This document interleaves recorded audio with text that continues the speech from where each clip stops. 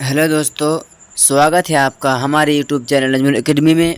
तो आज हम आपको कंटेंट पढ़ाने वाले हैं कुछ नावल निगार और अफसाना निगार के बारे में। तो चलिए हम बिना लेट किए हुए आगे बढ़ते हैं। उससे पहले आपसे एक छोटी सी रिक्वेस्ट है कि अगर आप हमारे चैनल में नए हैं तो चैनल को सब्सक्राइब करके बेल आइकन को प्रेस कर दीजिएगा और बेल आइकन को दबा दीजिएगा। तो चलिए हम आपको पहले कंटेंट पढ़ाने जा रहे हैं राजेंद्र सिंह बैदी के बारे में कि उनका नाम क्या है, उनकी पैदाइश कहाँ हुई, उनका क्या जो है कारोबार था, वो क्या करते थे। तो नाम उसका क्या था, तो राजेंद्र सिंह का जो नाम था वो नाम जो है राजेंद्र सिंह बैदी ही था। उनका नाम क्या था? राजेंद्र सिंह बैदी ही उनका क्या है नाम, उनका नाम था। उसके बाद वो कब पैदा हुए, कहाँ पैदा हुए? तो राजेंद्र सिंह 1 सितंबर 1915 को लाहौर में पैदा हुए। राजेंद्र सिंह बैदी कहाँ पैदा हुए और कब पैदा हुए? तो 1915 ईस्वी को लाहौर में वो क्या हुए, वो पैदा हुए। अब उनकी वफ़ात कब हुई और उनकी वफ़ात कहाँ हुई? तो उनकी वफ़ात और उनकी जो है जगह के बारे में, तो राजेंद्र सिंह बैदी का इंतकाल जो है 11 नवंबर 1984 ईस्वी में मुंबई में हुआ था। राजेंद्र सिंह बैदी का इंतकाल कहाँ हुआ था? मुंबई में हुआ था 1984 ईस्वी में। और पैदा कब हुए थे? 1915 ईस्वी में लाहौर में पैदा हुए थे और मुंबई में उनकी वफ़ात हुई थी। उसके बाद आगे है कि उनका वालिद का क्या नाम था, उनकी वालिदा का क्या नाम था। तो बैदी के वालिद का नाम जो है हीरा सिंह बैदी खत्री था। उनके वालिद का नाम क्या था? हीरा सिंह बैदी था। और उनकी वालिदा का क्या नाम था? तो उनकी वालिदा का नाम जो है शिवादाई उनका माँ का नाम था, जो क्या थी? ब्राह्मण थी। और उसके अब्बू क्या थे? खत्री थे। अब जो है वो इंटरमीडिएट का इम्तिहान कब पास किया, कहाँ से पास किया? तो जो है राजेंद्र सिंह बैदी जो है 1931 ईस्वी में हाई स्कूल और 1933 ईस्वी में इंटरमीडिएट का इम्तिहान क्या किया? पास किया। उसके बाद अब उसके तालिबे इल्मी ज़माने में जो है वो क्या किए, तो बैदी ने क्या लिखे, उन्होंने कौन सा काम अंजाम शुरू किया? तो बैदी ने तालिबे इल्मी के ज़माने में 1932 ईस्वी में मोहसिन लाहौरी के नाम से अंग्रेज़ी, उर्दू और पंजाबी में नज़में और कहानियाँ लिखकर अदबी ज़िंदगी का आगाज़ किया था। बैदी ने अपनी ज़िंदगी का आगाज़ किस चीज़ के किया था? तो बैदी ने अपने तालिबे इल्मी के ज़माने ही से क्या किया था? उन्होंने नज़म लिखना, अंग्रेज़ी, उर्दू और पंजाबी में नज़में लिखना और कहानियाँ लिखना, ये सब उन्होंने तालिब इल्मी के ज़माने में ही उन्होंने क्या किया था? उन्होंने शुरू कर दिया था। कब शुरू किया था? 1932 ईस्वी में। अब बैदी की शादी कब हुई थी और किससे हुई थी? तो बैदी के बारे आता है कि बैदी की शादी जो है 19 साल की उम्र में हो गई थी। बैदी की शादी 19 साल की उम्र में हो गई थी। और कब हुई थी? तो उनकी शादी जो है 1934 ईस्वी में उनकी क्या हुई थी? शादी हुई थी। और किसके साथ हुई थी? तो राजेंद्र सिंह बैदी की शादी जो है सुकूनत कौर से हुई थी।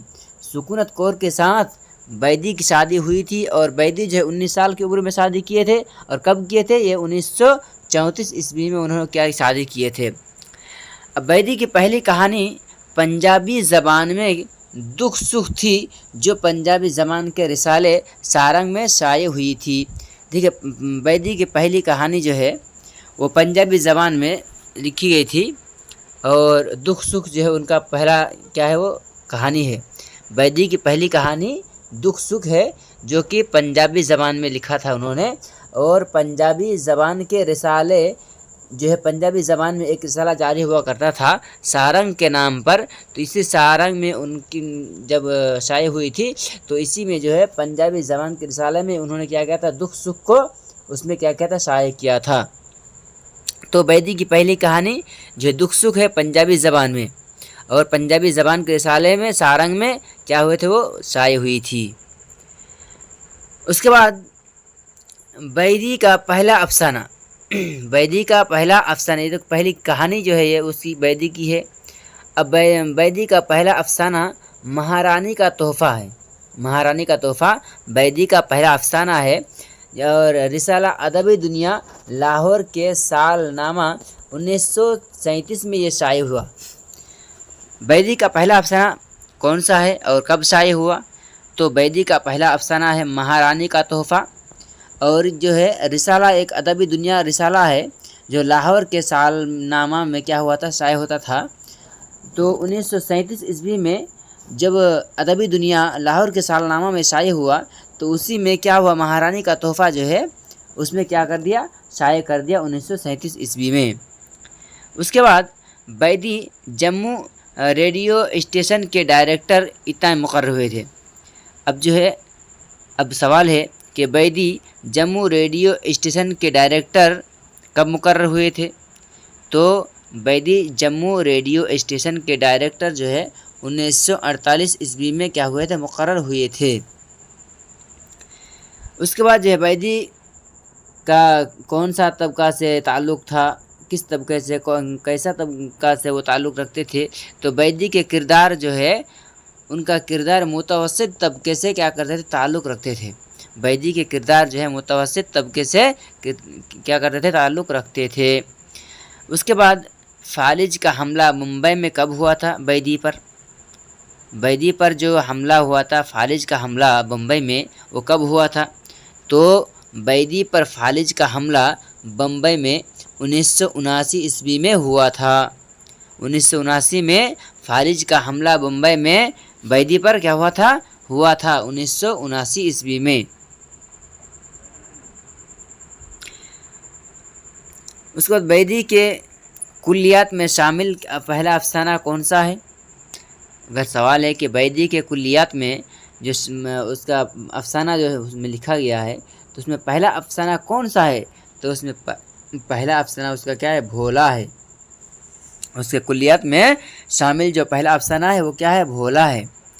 अब बैदी के कुछ इनामात हैं, उनको कौन कौन सा अवार्ड मिला, कब मिला, उनके अवार्ड के बारे में थोड़ा बात कर लेते हैं। तो बैदी को एक मैली चादर सी ये नावल है बैदी का। तो ये जो एक चादर मैली सी नावल जो लिखे थे तो इसी पर जो है साहित्य अकादमी अवार्ड जो है उनको मिला था। उनको जो है साहित्य अकादमी अवार्ड किस चीज़ पर मिला था? तो उनको जो है एक चादर मैली सी पर उनको साहित्य अकादमी अवार्ड मिला था। और एक साहित्य अकादमी अवार्ड जो है बैदी को कब मिला था? तो बैदी को जो है साहित्य अकादमी अवार्ड जो है 1965 ईस्वी में उनको क्या हुआ था, मिला था। उसके बाद दूसरा उसका इनाम क्या था? तो बैदी को पद्मश्री अवार्ड क्या बैदी को मिला था? तो इनको ये पद्मश्री अवार्ड इनको कब मिला था? तो इनको 1972 ईस्वी में इनको जो है पद्मश्री अवार्ड उनको मिला था। उसके बाद और एक अवार्ड है गालिब अवार्ड बैदी को कब मिला था? तो गालिब अवार्ड जो है बैदी को 1978 ईस्वी में मिला था। ये उनके इनामात थे। अब उसके अफसानवी मजमूए के बारे में बात कर लेते हैं। तो बैदी के अफसानवी मजमूए जो है कितने हैं? जो 6 हैं। अफसानी मजमूए 6 हैं। नंबर 1 में क्या है? दाना व दाम। ये दाना व दाम जो है उनका पहला अफसाना है। 1939 ईस्वी में ये हुआ था और ये बैदी का पहला अफसानवी मजमुआ है। बैदी का पहला अफसानवी मजमुआ दाना व दाम है जिसमें 14 अफसाने हैं। अगर आपको पूछ दे कि दाना व दाम में कितने अफसाने हैं तो इसमें जो है ये अफसानवी मजमुआ है, इसमें 14 अफसाने हैं। उसके बाद दूसरा है ग्रहण। ये ग्रहण 1942 ईस्वी में शाये हुआ था। तो बैदी ने इसे होली के नाम से मंसूब किया है। ये जो ग्रहण है इनको जो है बैदी ने होली के नाम से क्या किया था, होली के नाम से मंसूब किया है इसको। इसमें जो है इसमें भी क्या है 14 अफसाने हैं। ग्रहण में भी कितने अफसाने हैं? 14 افسانے ہیں۔ دانا و دام میں کتنے افسانے ہیں؟ 14 افسانے ہیں۔ اس کے بعد تیسرا ہے کوکھ جلی۔ یہ کوکھ جلی 1949 عیسوی میں شائع ہوا تھا اور اس میں 13 افسانے ہیں۔ کوکھ جلی میں کتنے افسانے ہیں؟ اس میں 13 افسانے ہیں۔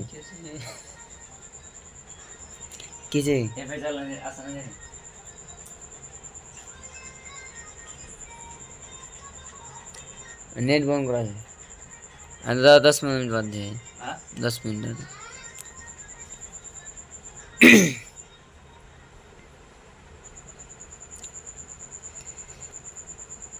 چوتھا ہے اپنے دکھ مجھے دے دو۔ کیا اس کون سا افسانہ ہے اس کا مجموعہ؟ تو چوتھا جو ہے اپنے دکھ مجھے دے دو، یہ جو ہے 1965 عیسوی میں شائع ہوا تھا۔ اس میں کتنے افسانے ہیں؟ اس میں 19 افسانے ہیں۔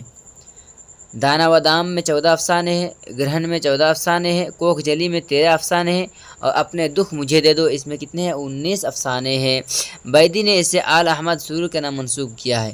اگر آپ کو سوال کر دے کہ اپنے دکھ مجھے دے دو، بیدی نے اسے کس کے نام منسوب کیا ہے؟ تو اسے آل احمد سرور کے نام منسوب کیا ہے۔ پانچواں ہے ہاتھ ہمارے قلم ہوئے۔ کیا ہے؟ ہاتھ ہمارے قلم ہوئے، یہ 1974 عیسوی میں شائع ہوا تھا۔ اس میں 10 افسانے ہیں۔ اس میں کتنے افسانے ہیں؟ 10 افسانے ہیں۔ اس کے بعد چھٹا ہے مکتی بودھ، یہ جو ہے 1982 عیسوی میں شائع ہوا تھا۔ تو یہ تھے ان کے افسانوی مجموعے۔ اس کے بعد ہم چلتے ہیں ناول، اس کا جو ایک چادر میلی سی، ان کے ناول کی طرف تھوڑا ہم دیکھ لیتے ہیں کہ ان کی ناول کیا کیا ہے۔ تو ان کی ناول ایک ہے کہ ایک چادر میلی سی، یہ کیا ہے؟ ناول ہے، کس کی ہے؟ راجندر سنگھ بیدی کی لکھی ہوئی ہے۔ راجندر سنگھ بیدی کا اکلوتا ناول ہے جو لاہور سے شائع ہونے والے رسالے نقوش میں 2 قسطوں میں 1960 عیسوی میں کیا ہوا تھا؟ شائع ہوا تھا۔ یہ ایک چادر میلی سی راجندر سنگھ بیدی کا ایک اکلوتا کیا ہے؟ یہ ناول ہے، اکلوتا ناول ہے جو کیا ہوا تھا؟ لاہور سے شائع ہونے والے نقوش میں کتنے قسطوں میں شائع ہوا تھا؟ ایک چادر میلی سی، تو یہ 2 قسطوں میں شائع ہوا تھا۔ کب شائع ہوا تھا؟ تو 1960 عیسوی میں شائع ہوا تھا۔ اور بعد میں کتابی صورت میں مکتبہ جامعہ دہلی 19 میں کیا ہوا؟ شائع ہوا تھا 1962 عیسوی میں۔ تو یہ 2 قسطوں میں شائع ہوا تھا لاہور سے 1960 عیسوی میں، اور اس کے بعد جو ہے یہ کتابی شکل دے دی گئی اس مطلب ایک چادر میلی سی ناول کو، اور اس کے بعد مکتبہ جامعہ دہلی سے یہ شائع ہوا 1962 عیسوی کو۔ بیدی نے ایک ناول جو ہے لکھنا شروع کیا تھا، نمک۔ یہ جو ہے کس کا یہ ہے ناول ہے؟ یہ بیدی کا ہی ہے۔ تو بیدی نے ایک ناول نمک کے عنوان سے لکھنا شروع کیا تھا، مگر وہ کیا ہو گیا تھا؟ ادھورا رہ گیا تھا۔ اگر آپ سے سوال کر دے کہ بیدی نے کون سا ناول لکھنا شروع کیا تھا جو ادھورا رہ گیا تھا، تو آپشن نمبر آپ کو کیا؟ نمک آپ کو ٹک لگانا ہوگا۔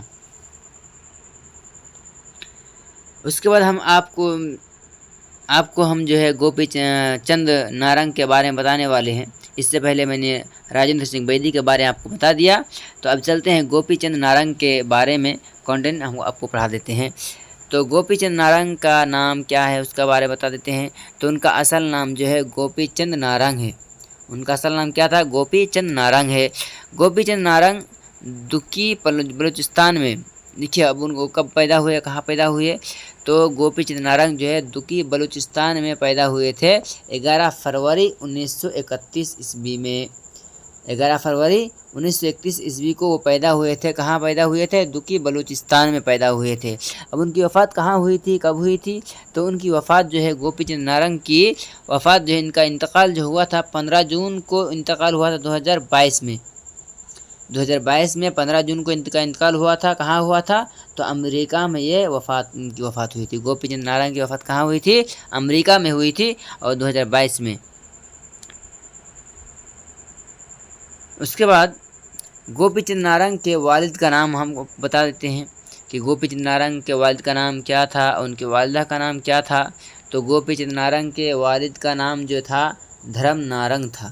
کیا تھا؟ دھرم نارنگ۔ गोपी चंद नारंग का अब्बू का नाम, वालिद का नाम धर्म नारंग था और वालिदा का नाम क्या था? टीकाबाई। गोपी चंद नारंग के वालिदा का नाम क्या था? टीकाबाई। उसके बाद गोपी चंद नारंग ने MA दिल्ली यूनिवर्सिटी से 1954 ईस्वी में किया था। MA जो गोपी चंद नारंग ने डिग्री हासिल की थी, MA की डिग्री, वो कहाँ से हासिल की थी? दिल्ली यूनिवर्सिटी हासिल की थी। और कब हासिल किया था? 1954 ईस्वी में वो क्या किए थे? हासिल किए थे। MA का डिग्री गोपी चंद नारंग जो है दिल्ली यूनिवर्सिटी से 1954 ईस्वी में हासिल किया था। उसके बाद गोपी चंद नारंग ने इंडिया यूनिवर्सिटी अमेरिका से लिसानियात, समइयात और तश्कीली ग्रामर पर ख़ुसूसी कोर्स किया था। इंडियाना यूनिवर्सिटी अमेरिका से गोपी चंद नारंग ने क्या किया था? लिसानियात और समइयात और तश्कीली ग्रामर पर क्या किया था? ख़ुसूसी कोर्स किया था। गोपी चंद नारंग साहित्य अकादमी के क्या थे? सदर रहे हैं। कब से कब तक रहे हैं वो यहाँ पर लिखा हुआ है कि गोपी चंद नारंग साहित्य अकादमी के सदर 2003 से 2007 तक रहे। सवाल कर दे कि गोपी चंद नारंग जो है साहित्य अकादमी के सदर कब से कब तक रहे, तो सदर जो है 2003 से 2007 तक वो सदर रहे थे।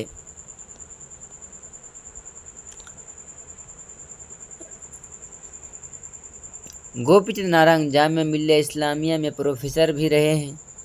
अब आपको सवाल कर दे कि जामिया मिल्लिया इस्लामिया में प्रोफेसर गोपी चंद नारंग जो है कब मुकर्रर हुए, तो गोपी चंद नारंग जो है जामिया मिल्लिया इस्लामिया में प्रोफेसर जो है 1974 ईस्वी में मुकर्रर हुए थे। उसके बाद ख़ास शगफ़ इनका किस चीज़ से था? नावल से था, अफसाने से था, कहानी से था, शेर से था, नज़म से था। तो गोपी चंद नारंग को जो है अफसानवी अदब से ख़ास शगफ़ था। इनको जो शगफ़ ख़ास शगफ़ था इनका तो अफसानवी अदब से इनका क्या था? ख़ास शगफ़ रहता था। गोपी चंद नारंग अदब की मुकम्मल आज़ादी के कायल है।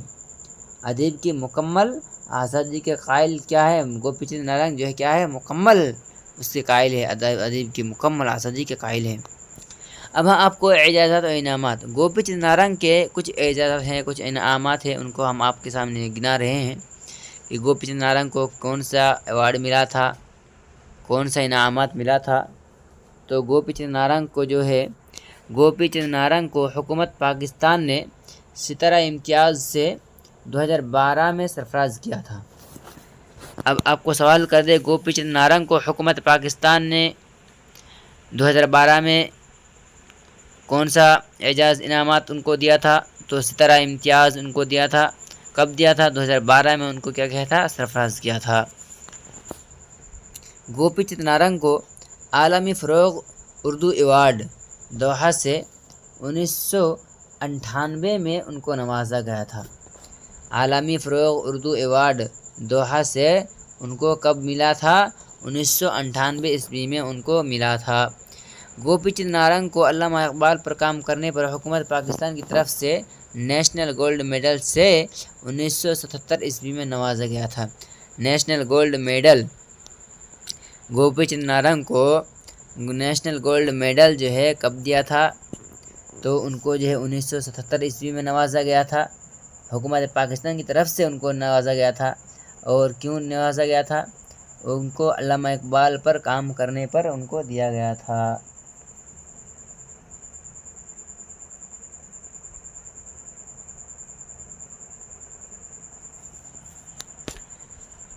गोपी चंद नारंग को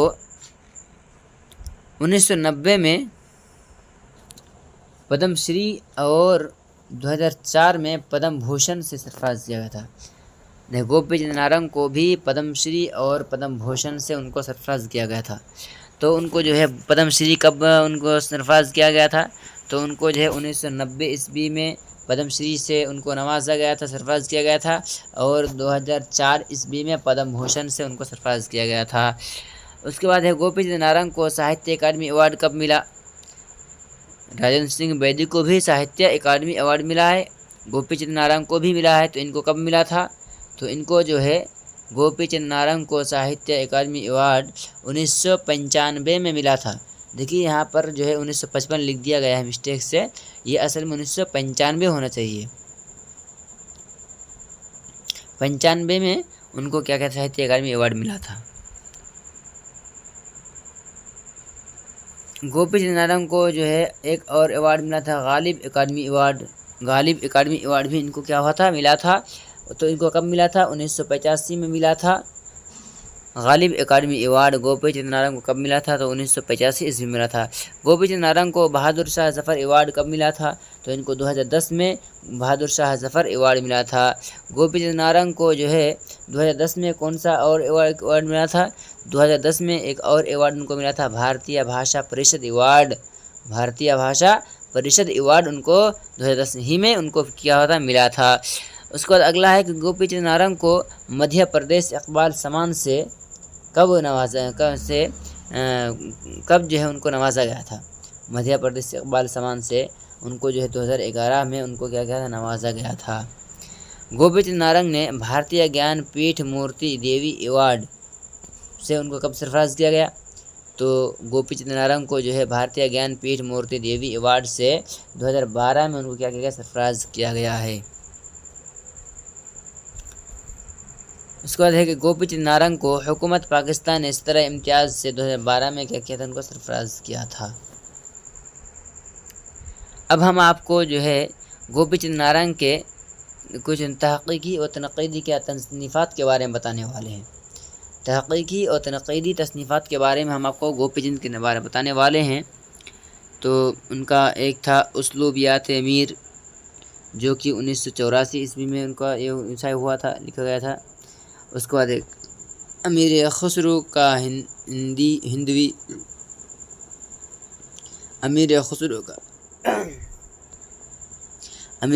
کا ہندوی کلام 1987۔ قاری اساس تنقید 1992۔ ترقی پسند جدیدیت ما بعد جدیدیت 2004۔ تشکیل و تنقید 2009۔ تپش نامہ تمنا 2012۔ ہندوستان کی تحریک آزادی اور اردو شاعری 2004۔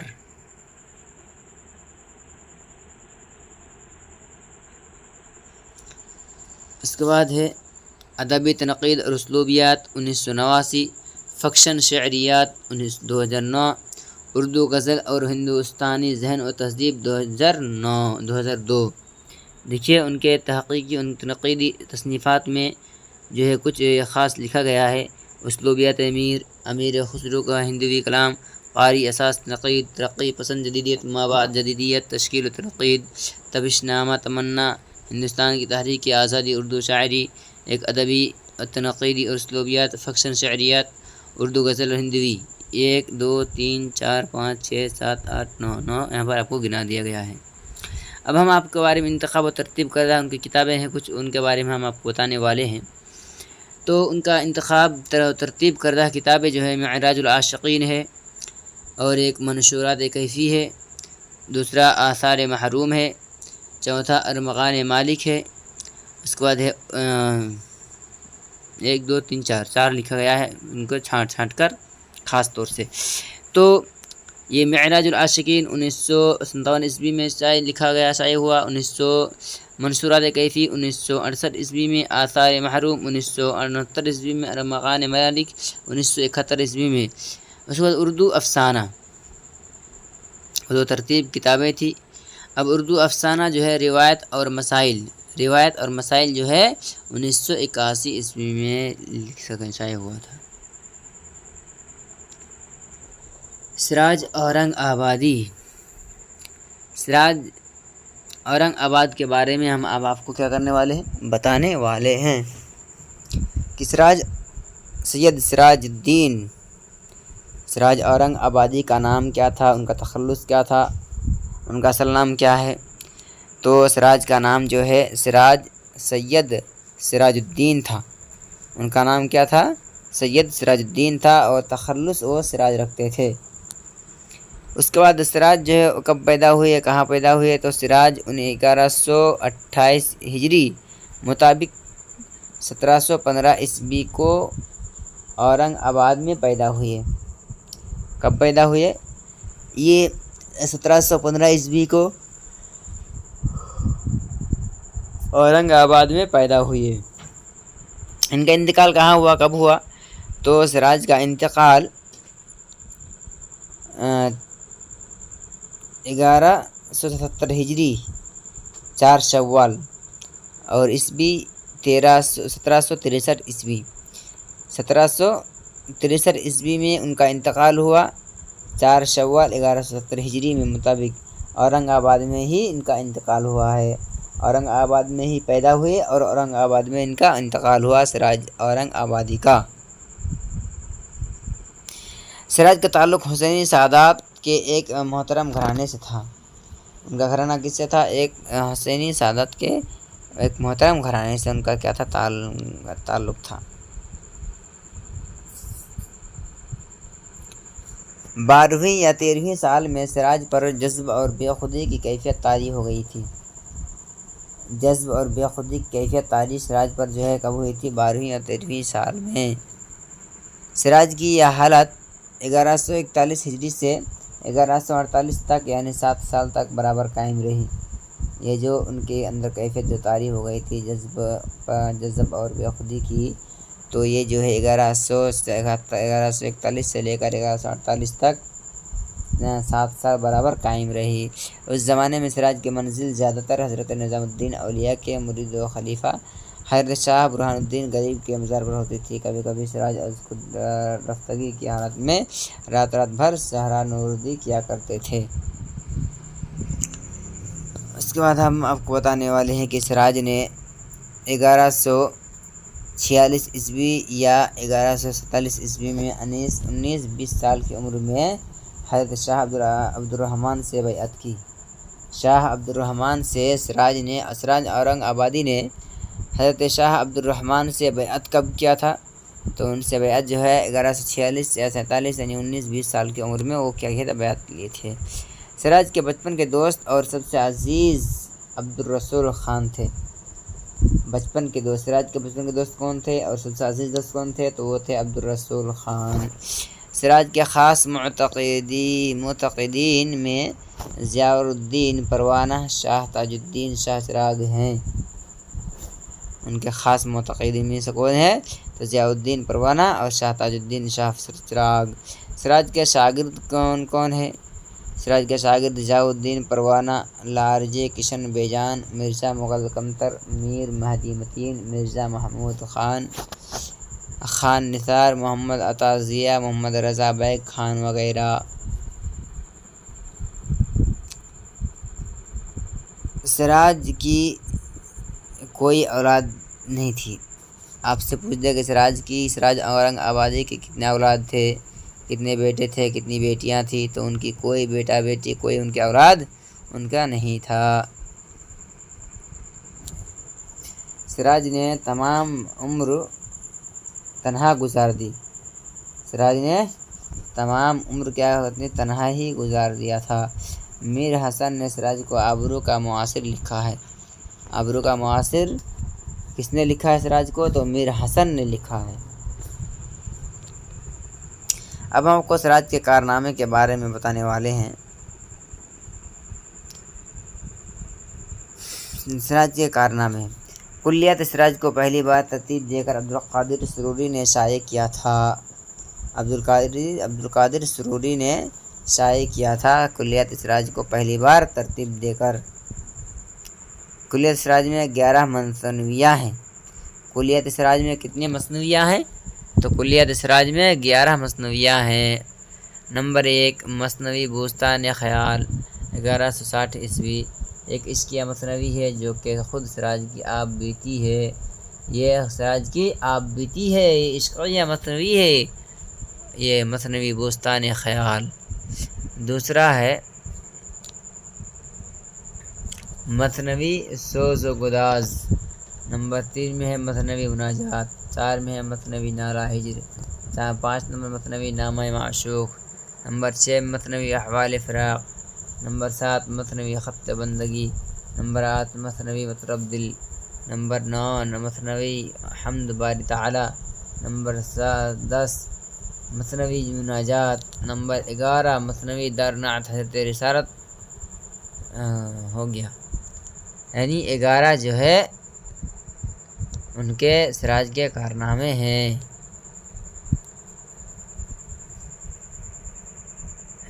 ایک ترجیع بند اور 4 مناجات ہیں۔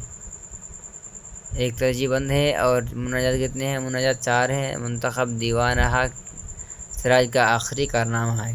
سراج کا آخری کارنامہ کون سا ہے، کیا ہے؟ تو سراج کا آخری کارنامہ جو ہے وہ منتخب دیوانہ ہے۔